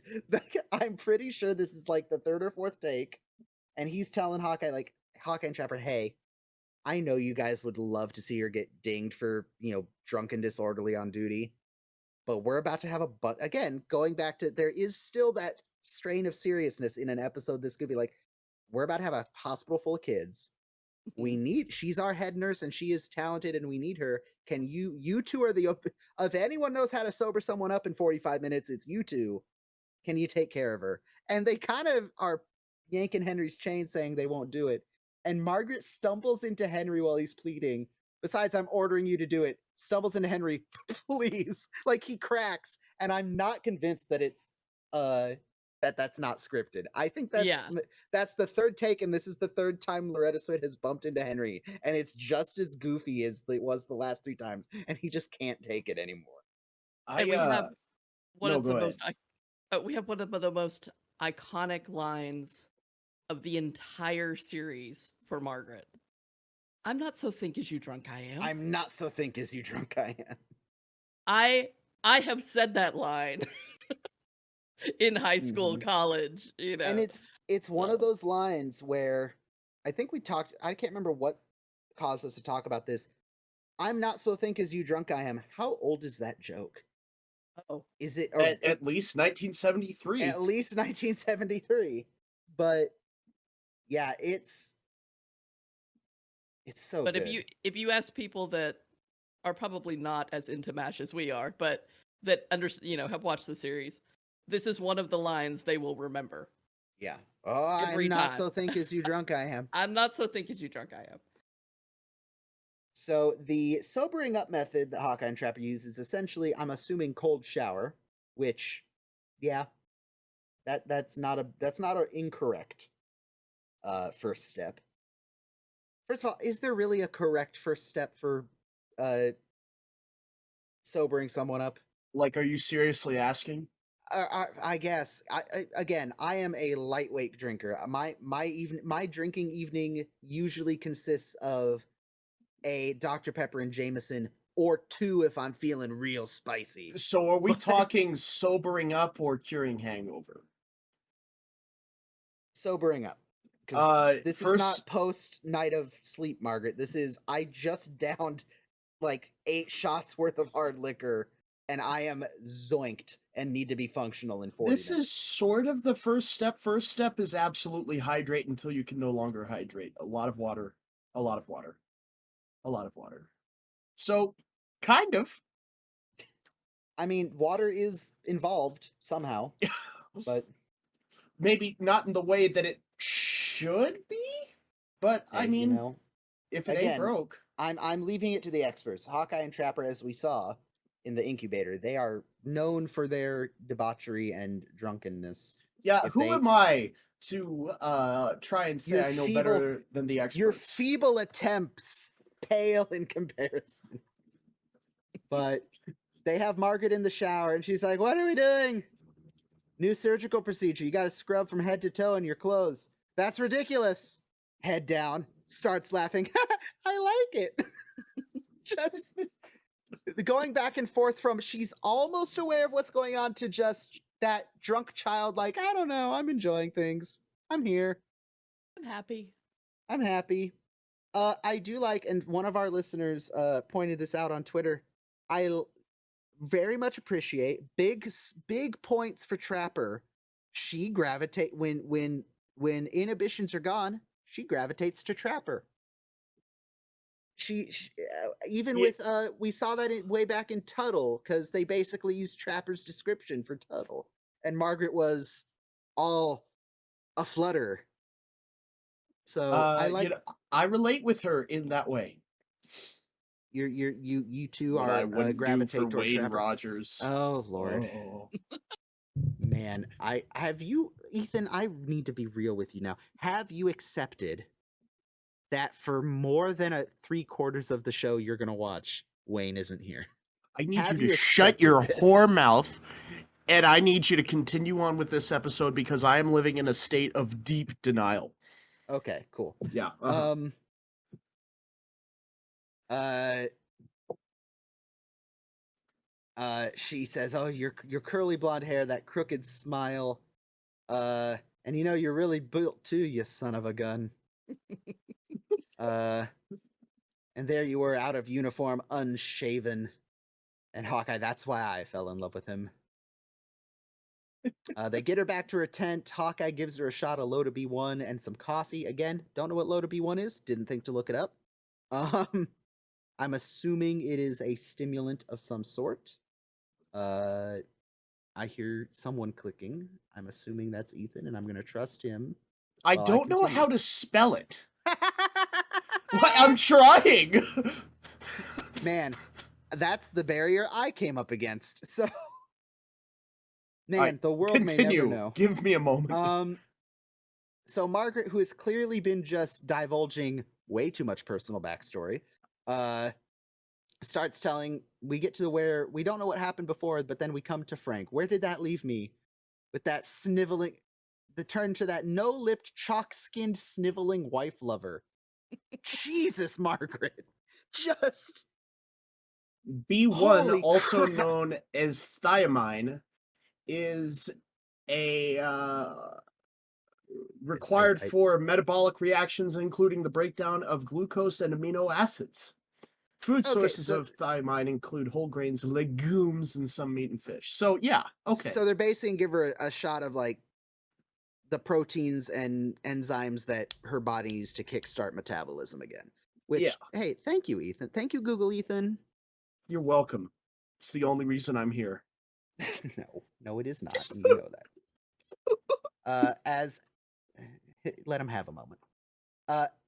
As they're getting her sobered up, giving her shots and all that, she asks, "Did either of you ever kiss Frank?" I probably shouldn't be telling you this, but Frank Burns is a lipless wonder. Oh. I like where they're giving her the coffee. Yes. And he like stops. Don't do the shot yet. Don't do it. Don't do it. Okay, now she's swallowing. Now Right give as it she's to her. swallowing. I'm such an idiot. This is why I need to watch the episodes with the subtitles on. It's not Loda B1. It's a load. A load of B1. Yeah, I turned on the subtitles and realized that. And then quickly. That might be the first time I realized that that is 4 separate words. Not one word. All right. Well, you learn something new every day. Not if I can help it. Gets a shot from Hawkeye. What was that? A load of B1 help get you back on your feet again. Margaret. And I didn't get you anything. Just the disappointment in herself that she did not think. She's now moved into the sappy crying phase of drunk. So yeah, I like to quit during the happy almost doesn't know how to filter himself playing guitar. I cut myself off there. We don't need personal backstory and sad drunk. No. But the sobering up worked. Margaret is functional enough to get through the surgical session. Frank almost cuts off Henry's pinky, and I feel like they gloss over that. I feel like that's thrown in there, and it's like, no, you almost committed malpractice. Like, well, that's got to be like a common occurrence. Like I know we joke about him a lot, but that's not new, right? I have never performed surgery, but based on how much blood is on their gloves, like I could see it happening. Well, I performed surgery, and I'll tell you a thing or two. But also, you'd think you'd be familiar enough with the anatomy to be like, hey, that's a gloved hand. I mean, Um, it's very on brand for Frank. it is very So on brand for Frank. I love, and again, one of my favorite Frank things that Larry Linville does is, I was going to go after the appendix. That's not the appendix, Frank. That's my pinky, and I'm rather fond of it. Frank looks down into patient, cocks head. Oh, just oh, a little like, huh. Like, Moving on. not acknowledging that he did anything wrong, just like, huh, that's interesting. And then we have the nice little scene where Margaret, now more sober, realizes, hey, you two, the guys was berating and who absolutely, maybe not had a right, but absolutely could have taken advantage of my situation and ruined my career, uh, chose to help me instead, and she very sheepishly kind of thanks them. Uh, to which Hawkeye has to point out that, by the way, you did say this thing about Trapper. You really built, you son of a gun. And Margaret kind of has that moment of like, oh my god, I did say that, didn't I? yeah. It's That one of that those where you don't know you said it until somebody else says it, and then you're like, where have I oh, heard that before? Oh wait. Oh oh. no. Oh no. Those were inside words. Now they became outside words. That's not supposed to happen. And our button scene is Margaret very hungover in the mess tent. Frank trying to, cuddle up to her, be all cajoling and nice. Trapper and Hawkeye join them. I do want to point out just are you feeling any better? Uh, you know, is there anything I can do for you? Whatever you say, sugar. Shut up, Frank. Just shut And up. then I'd have to be dead 3 days to feel better. I'd have to be dead, which I'm pretty sure is a line that gets reused a couple times, but it's Yeah. always good. Um, Trapper Okay. wanting to rub salt on the wound. Margaret, Margaret, I just want to know that we're not playing games. And Frank's like, wait, what? And she has that absolute I was blacked out look on her face that Like, oh shit, what did it I say? absolutely sounds like something she could have been saying, but she has no memory of it.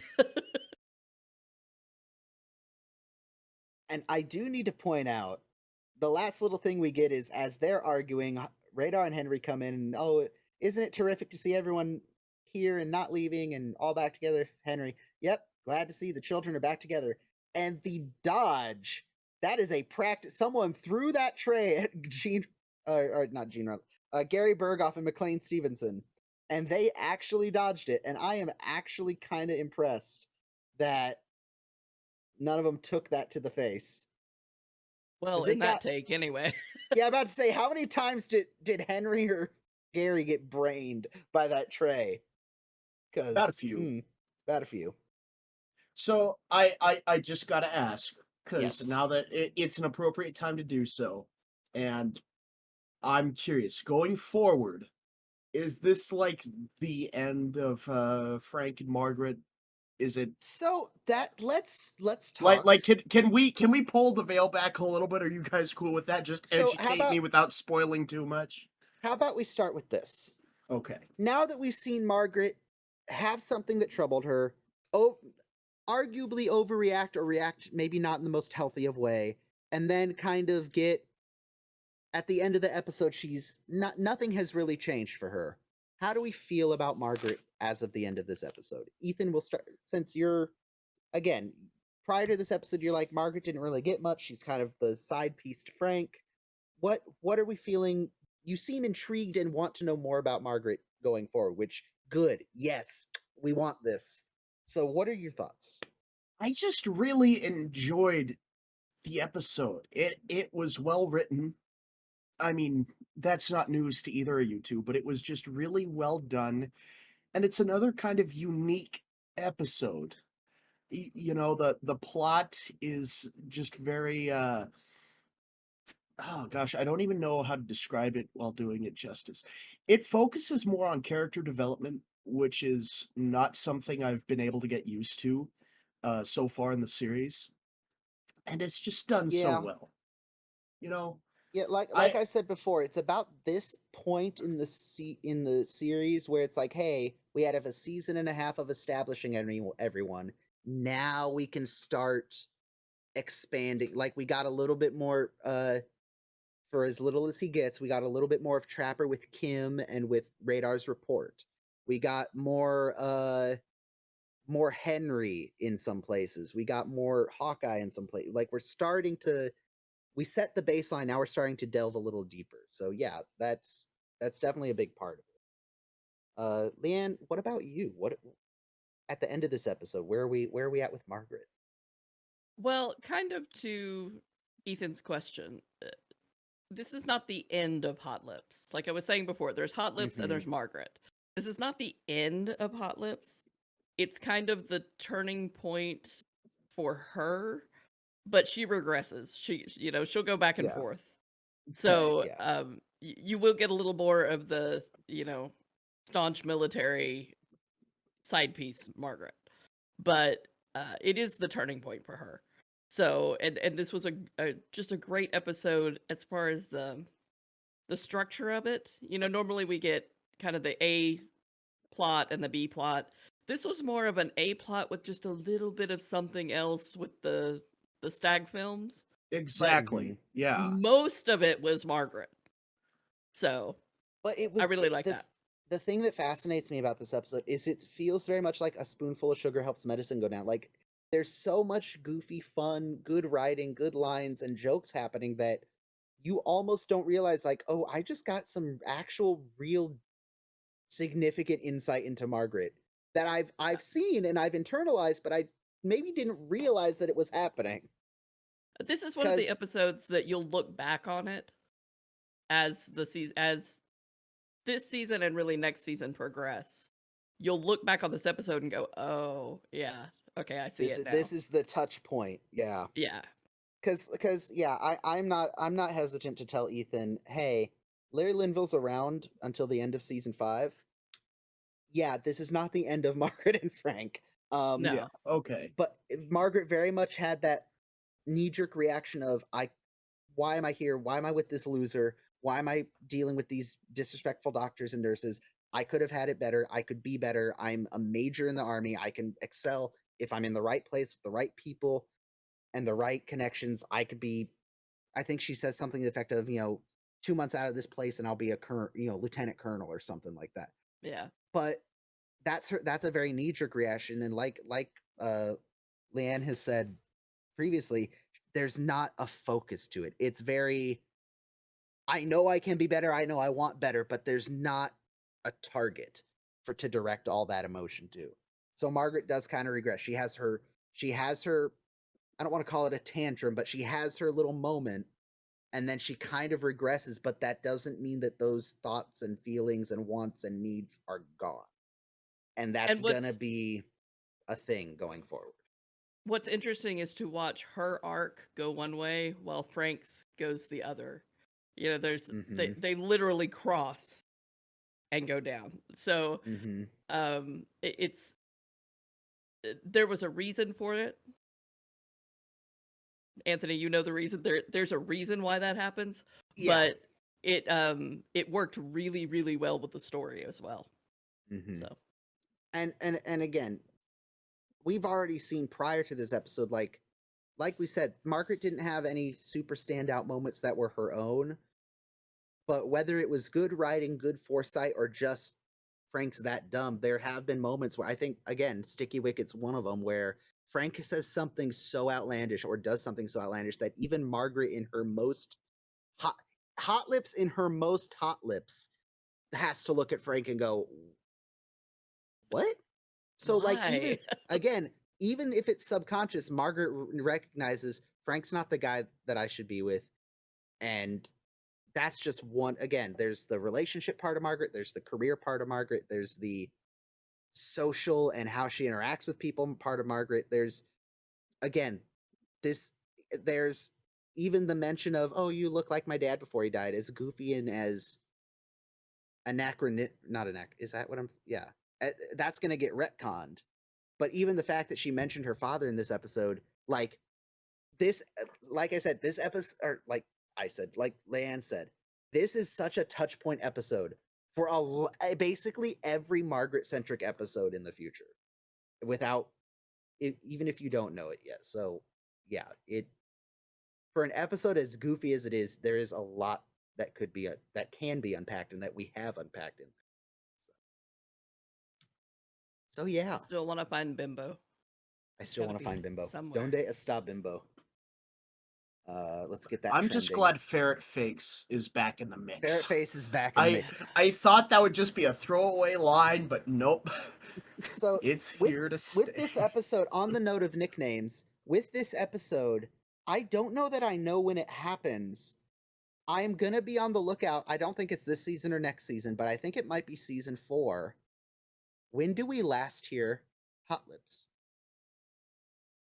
As a regularly, because there's a couple things in the first seasons that eventually go away.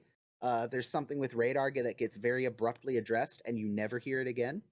And there's something with, this other thing with Margaret where it's Hotlips, Hotlips, Hotlips. I can't remember when that changes, and I'm curious to. I think we hear it just in passing in season 4, but it's not as prevalent as it is in right now. Yeah, I'd say I it's think that's almost kind of the beginning of the end. Yeah. Is late 3, early 4. I'm curious because I'm sure somewhere someone has like the last time she gets called this by someone is this episode da da da da da. But I'm curious to see when it is because I think from this point on it does start to that trend line starts to turn downward. But so yeah, that's I could sit here and talk about Margaret and Loretta for another 7.5 hours if you let me, but that's Hotlips and Empty Arms. So now that we've kind of divulged some things, what Ethan, for you who knows nothing of the future, of the kind of different aspects of Margaret that were touched on, is there one that you're curious to see get unpacked more in the future? Like what? No, please elaborate more. Yeah, so like so she's upset that she isn't where she wants to be in her career. She's upset that she's in a relationship that ultimately she knows is not great. Has a poor relationship, it seems, with her nursing staff and lack of respect. And 2.5 of the 4 doctors she works with are unbearably ridiculous. What branch do you want to travel down first in the Margaret Skeel tree? Do you want relationship? Do you want her relationship with the camp, the relationship with Frank and or other love interest? Like what part of Margaret are you most intrigued by? Well, and I'm going to caveat this with saying that I'm hoping Leigh Ann has a good monologue in regards to that question because I'm much more interested in hearing her opinions on it than my own. But yes, but you have to remember, you're the unknown. We want to know where you again, we're living vicariously through you, Ethan, please. Yeah. Well, I hate to tell you, but you are in a bad way because I'm living through me unvicariously, and let me tell you, it's just a fucking shit show. But I really want to see Margaret's character as developed through her personal ambitions through the army. In the sense of, I want to see what her ultimate goals and desires are because, she is very, regular army, to borrow a phrase from Hawkeye and Trapper. This is the path she set herself on. She's very set on it, or at least has seemed to be up until this point. Frank burns her, no. And I kind of want to explore that aspect of her character. Is it a means to an end? Is it an ultimate goal? What's sort of the reasoning behind it? Just sort of exploring the mind of her top military brass side of her. Does that make sense? Yeah, I think I understand what you're saying because up until now, I would argue that she's a major in the army not just because of her own skill and merit, but like she said, I grew up in the army. Like being in the army was all she knows. So is she there by design, by fate, by her want? And where does she want to go from here? Does she have a plan? Does she have a, Exactly. yeah. So I to see. my I untrained understand what you're eye, saying. it seems to me that that is the most direct path to the core of her as a character. Because once you get through that sort of military side of her, I imagine that there's a lot to play with in there with Margaret as a character. Okay, so I'm gonna rephrase back to you, make sure I understand. Please, You're please, yeah. thinking if Margaret can set a goal, a career goal, and work toward that, that'll open up the other avenues she's struggling with. You think? It, Is that kind of exactly. your Yeah, okay? that's a very good summation. All right, that is. I love that. Um, and now we're going to turn to Leigh Ann. Again, you and I have the heart part because we know all there is to know. Yeah. What do you think of? First of all, what do you think of that those thoughts from Ethan, and also what would you say is the interesting thing to watch for Margaret going forward? Should I mute and deafen myself so you No, guys no, can no, no, no, discuss no, no, no, spoilers? no, no. No, no. We I'm can do it without I'm spoilers. pretty certain I can do it without spoilers. Um so Ethan, I think you're correct in that her guiding part of her life has always been the army. She was literally born into the army, right? So it's all she's ever known, and that's the only way she knows how to react to things right now is the army way. That will change, and I think for me that's the interesting part is Margaret figuring out that there is more to life than the army, and there is more to what she wants than the army, and she's surprised by it. She she thought she had it all figured out, but she didn't. And this is the point at which she realizes she doesn't have that. And I'll throw in I'll kind of reverse engineer something she says in a future episode. She also has to learn that there's more to her than Major Houlihan, Right. and that is going to be a big part of her character development. I am Major Houlihan, but I am also these other things. I'm And that Major doesn't have to be first. bingo. Like because So she has always thought the army came first. But she will eventually figure out she goes on a journey to figure out and why that's not true. as far as the relationship thing, for why she's with Frank and for why she clearly has flirted with every general in the Far East Command, because I'd Or imagine more. part of or more part of the part of that I am a woman in the army, I'm a nurse. Part of that in her mind is also I need the hero husband, military, so I need my my again, it popped into my head because I know the future. I need my tin soldier, my stout man beside me as we go Yeah. through this career together. And I think Ethan, you are going to love what I say what the writers and what we're going to talk about later, what Loretta herself pushed for Margaret. So Yeah. I am so again, I know I grill you and try to say, hey, can you give us profound insight as to what you're thinking on a show you haven't seen 9/10 of yet? But I think what you said is very interesting. I'm curious to see how that changes as we learn more about Margaret. So Well, if I may you get a cookie, pose... Ethan. Oh, really? Yeah.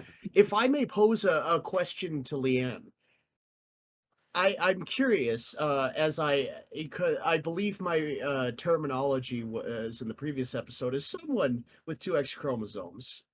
I do have those. Yeah, Wow. yeah, I have those. and congratulations, first of all. Thank you. Thank you. But second of all, I was surprised to hear the names of the writers on this particular episode because I don't. This is the first episode we've had with both of them, right? With both writers, and I think now that your point is, I do believe are these our first female writers? I can't I remember. think so. Yeah. I So think so. in that regards, because I mean, I'm not going to try and sit here and mansplain a female character to anyone. I want to hear your thoughts as to, do you feel this was an accurate portrayal of a situation that Margaret finds herself in? I do. I do have some experience with military through my husband. He was a DoD contractor on a military Oh, base for wow. 10 years. So I am well versed in how the military works. Um, I think that's true. I mean, it's very hard to say without saying future things. Um, she right now is like a high school girl. Okay. She Mhm. is this is the dawning of her ladiness, right? Mm, So, indubitably. yeah. But it's very normal, I think, for someone that does especially a female that gets higher in the military than you would normally think. You know, Mm, the nurses all come in as lieutenants, right? They're automatically lieutenants when they come in, at sure. least during the show.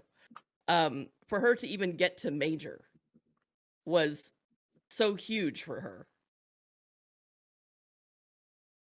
It just becomes less important over time, I think. She Mhm. grows up. She grows up. She's a high school kid right now, doing high school kid things. She's gonna go through the college years and the early adulthood and all that. We watch her grow up on the show. Well, I Mhm. watched her get, drunk as a skunk this episode. I can tell you she seems pretty college age to me.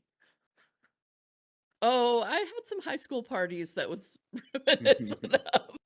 But No, please elaborate. Yeah, I was not a perfect angel. I was a good girl, but I wasn't a perfect angel.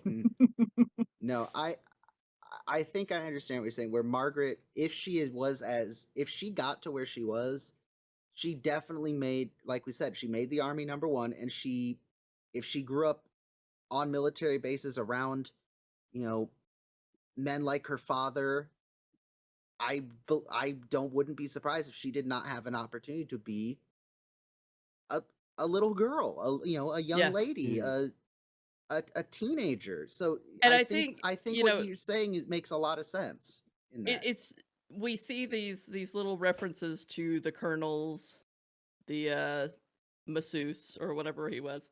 Mhm. Um just like in high school, you get crushes, right? And and part of, and this is terrible to say, but it was the 50s, part of the way women reacted to men was physical. It was, how short can I get my skirt? Can I Mhm. undo one more button? Can I get away with it? And it wasn't promiscuous really, but it was a way to attract attention. And even when Mhm. you're in the military and you're one of very few females, that's how you attract attention at that age. Which is weird because now that you say it, I'm thinking there's at least two or three different mail call instances in Mash where I'm like, oh yeah, Margaret do be buying stuff, don't she? She does. I She got these clear plastic shoes, Frank, and you can see what each little toe is doing. I'm gonna need to know exactly what episode and timestamp that is. Ethan, oh, don't make it weird, Ethan, please. Now, Anthony. Good lord. but like there's a reason Oh. she has the red cloth over her lamp, right? Mm-hmm. In Mm-hmm. her place. So um she likes to be all formal and military, but she's not really on the inside. Which, again, now that you say it, of all the quarters in camp, ignoring the swamp because the swamp is its own beast, hers looks weirdly the most unmilitary. Yes, Actually, yeah, absolutely. that's Man, I'm diving into that. Like, man, military on the outside, all feminine beauty and charm. Man, woo, ooh. Soft and I'm squishy in the middle. it is too late, and I have not had enough caffeine to delve into that. I feel like I just opened a door into a whole new universe. Wow, man, you ever have something staring you right in the face and you suddenly realize it's there? Uh, but Maybe you were right to get the female perspective on this one. hey, You know? I'm just a dude. I got me that Y chromosome, and it make me stupid. You know I've been saying Y chromosome as what's long as I've been who is alive. who's the actress that just passed away? I'm gonna forget her name. She was in Mary Poppins. Oh no, she's the mom from Mary Poppins. What's Oh, I the can line? picture her. I I can don't know her picture. name. I can't. Winifred is the character's name. I know that. I can't remember the actress, but she has that line in the song. Although we adore men individually, we agree that as a group they're rather stupid. Yeah. Yep, you nailed it. So, all right. Let's make for the exit here. Before we do, Did we hit 2 hours? Like, Oh I yeah. know I can't Hey. fill Mike's shoes, but you know, I wanted to make we're a good getting there. I showing. do. Oh, you absolutely did. Yeah, And we aren't looking for you to try and fill any shoes. We just want you to be you, yourself. yeah. Yeah. On that note, let's quickly hit some of the fabulous audience comments. Hotlips, man, that type. I hate that you can't edit Twitter. That irritates me. Um, that's gonna irritate me the entire rest of the life of this podcast because I'm not taking it down because everyone's already commented on it. Mike, as always, has many things to say, quoting many of the great lines of the show. Donut Eater 111 says a very good episode for Margaret, 4.3. Great comedic acting from Loretta Swit. Her argument with Frank was funny, and love seeing her call out all his BS. And of course, Drunken Margaret was the main highlight of the episode. Um, Just in Time says, in the history of all cinema and television, there has never been a more accurate and believable portrayal of the total intoxication than Loretta Swit's Oscar-worthy performance. Absolutely. Yeah, it's great. 4.6. This is why I did not read the comments ahead of time. Yes, 4.6 out of 5. A breakout episode for Loretta Swit, says Chad Smith. It also cements Henry as the camp's pseudo dad / cool uncle. A little bit, I can see where he's just like, "Hey, you two, go help her, please. Go help the poor lost child." I will also jump over. Ethan, you're not gonna believe this. This has to be proof positive that I'm not to do for any of this. We're hopping over to the Patreon. What? Where we have What? 2 new members. Horse shit. Stuart Boyles is a member at private, and some lovely lady named Leigh Ann has become a lieutenant member. Aw, how sweet of her. No, I couldn't let Mike obviously outdo me. you couldn't let. Wait, do you outrank Mike now? Oh my god. Oh no, he's No, Lieutenant Mike. Wait, hang on. Ethan, we have to have a side conversation. I think Yeah, we can play these two against each other. Should we make a captain? Ooh, okay, hold on. You know what? Let's make captain, and then let's play them Let's off see each what other a little more, happens. and then let's make general tiers, and let's adjust the stars of the general tiers. I think we can milk Mike for probably $2, maybe even $3 more a month if we start like really butter him up with some Eagles. What football team does he love? I don't know. I don't care. But I The think Eagles, yes. yeah, excuse me, Leigh Ann. We're having a kind of a private Oh, okay. conversation. Okay. Yeah, thank you. I think we can really get these two to you know what? I think we should get back to her before she's starting to get suspicious. Man, I'm gonna in about 3 days when I edit this, I'm gonna forget that happened, and I'm gonna have to have a moment of self-reflection. So what was I saying before things got real weird? So yes, before we got off on whatever that just was. Special thank you to all the people on the Patreon. Jared, Mike, Timothy, Louise, Stuart, and Leigh Ann. And our a couple of you who are here free seeing the posts because you probably jumped ship from Twitter, which I don't blame you.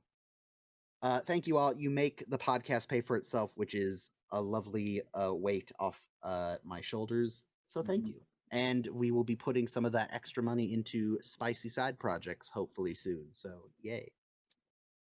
Other than that, we've been talking, we've been yapping. We talked about Margaret. Any closing thoughts before we depart? I think all 3 of us actually need to rate this episode out of 5. Oh my gosh, we do. I completely forgot. We got off on a I deep Margaret know. tangent. I know. So yeah, Ethan, I'll start with you. What would you rate Hotlips and Empty Arms? So I'm doing this thing in my head because a scale of 100 makes more sense to me. So I'll do my little You're doing math. conversion. Yeah, Oh no. and mental math is not my friend. But I'm gonna say a solid 4.7 on this episode. I don't think I can possibly describe it better than Leigh Ann already had, but it's got that really nice A plot with some good jokes in the B or B adjacent plot. It's really well done and it's really well acted. I love this episode. I really do. This is gonna be one of those episodes. I can already tell it's gonna be a comfort episode. You know, I'm just gonna turn it on every now and again just because. But yeah, Because you just want to see 4.7. drunk Loretta Swit Oh, doing yeah. her thing. Yep, All right. exactly. Leigh Ann, what about you? I've said before on Twitter, I very rarely give a 5, and I won't go 5 here, but 4.8. This is 4.8. easily one of my favorite Margaret episodes, and there are a lot of good Margaret episodes. But Yeah. this one just, for whatever reason, this one hits me. So I am unashamedly a fanboy of the show and absolutely have no qualms giving out 5s, but not in this case. I'm gonna split the difference. I'm gonna say 4.25, 4.75. This is, as you both said, this is an episode that at first glance, like I said, you don't realize you're getting all the backstory you do until you see later episodes and go, oh, we've seen this before. Okay. Huh. Interesting. So yeah, this is one of those, to liken it again. I think I've said this on the show already. Jared's been showing me some Star Trek, and he pulls up episodes that at first glance no one would think, this episode sounds boring, but once you watch it, you're like, oh no, wait, this is actually really important or really cool. And this is one of those episodes. Like, no, don't skip over this episode. It has important context you will need later. So, yeah. And with that, I think we have run the clock out. Our next episode is Officers Only, which, yeah, that'll be interesting. I always say the next episode, and an immediate thought pops into my head, and I'll be honest, no immediate thought popped into my head for this one. Do you, Leigh Ann, since you're our guest, do you want to give a short precursor to how you think of Officers Only since you're here? it's another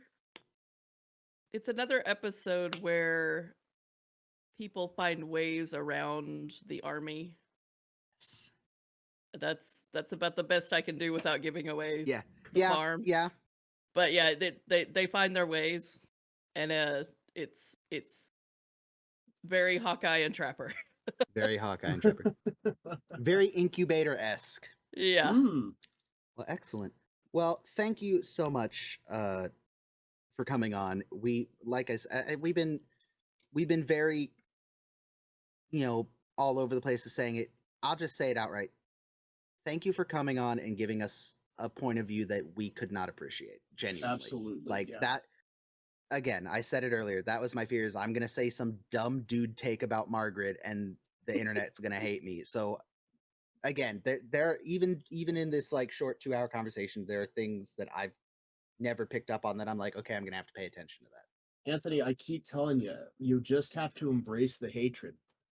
Look how well it's working for me. I changed "and" to "in," and I feel terrible about it. I'm not getting anything more than that wrong.